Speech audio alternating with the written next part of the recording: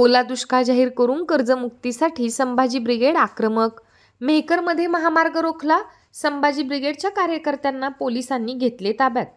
राज्यात ओला दुष्काळ जाहीर करून सरसकट शेतकऱ्यांची कर्जमुक्ती करावी या मागणीसाठी संभाजी ब्रिगेड आक्रमक झाल्याचं पाहायला मिळतंय।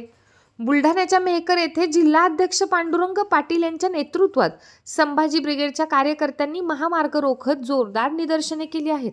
यामुळे काही वेळासाठी वाहतूक विस्कळीत झाली होती, मात्र पोलिसांनी या संपूर्ण संभाजी ब्रिगेडच्या कार्यकर्त्यांना ताब्यात घेत वाहतूक सुरळीत केली।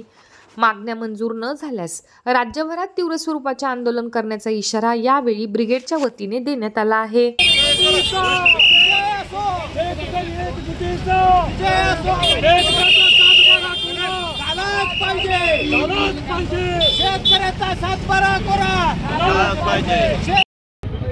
इथे आमच्या व्यवस्थेच्या दारावर आमची शेतकऱ्याच्या पोराची आई या ठिकाणी रडते रस्त्यावर।